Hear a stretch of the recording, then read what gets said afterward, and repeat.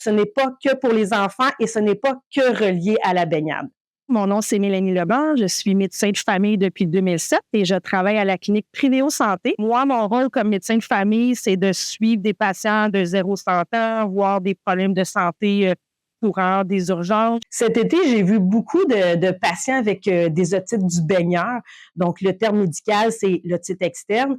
Donc, j'ai décidé de vous parler de ça aujourd'hui parce que même si ça arrive plus souvent l'été en cause des baignades, ben on en a quand même l'hiver avec les cours de piscine, les voyages à l'extérieur et tout. Dans le fond, l'otite externe, c'est vraiment une inflammation, une infection du conduit externe. Le tympan est correct. Versus quand on parle d'une otite moyenne aiguë chez l'enfant qui fait un rhume, c'est vraiment le tympan qui est infecté, qui est touché, mais le conduit est correct. En fait, les principales causes, c'est l'humidité dans le conduit. Donc, quand on parle d'humidité, on parle de piscine ou un bris de peau. Parce que ce qu'il faut comprendre, c'est que la peau et la cire humaine dans le conduit, ça protège l'oreille.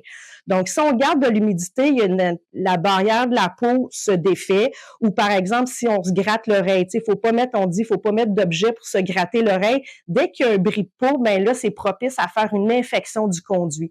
Fait que là, le conduit, il vient inflammer, il vient infecter.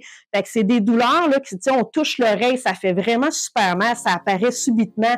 Les gens ont l'impression que ça pique dans l'oreille ou qu'ils ont l'oreille bouchée. Tout ce qui irrite un conduit auditif peut amener des risques de faire une otite externe qui est l'otite du baigneur. Donc, à ce moment-là, c'est important d'aller consulter un médecin pour avoir une évaluation de l'oreille. C'est-tu une otite externe? C'est-tu une otite moyenne que c'est le tympan qui est touché?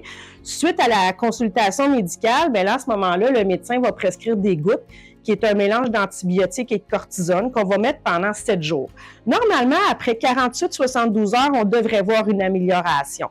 Ce qui est important, c'est d'éviter de se mettre la tête dans l'eau pendant le temps du traitement. C'est sûr que si, par exemple, un enfant a une compétition de natation importante, ben là, on va dire de mettre des bouchons puis un casque de plastique, mais idéalement, si on est capable de ne pas mettre sa tête dans l'eau. Puis, si jamais il y a de la douleur en dehors de ça, c'est de prendre du Tylenol et de l'Advil pour aider à soulager le temps que les gouttes fassent leur effet.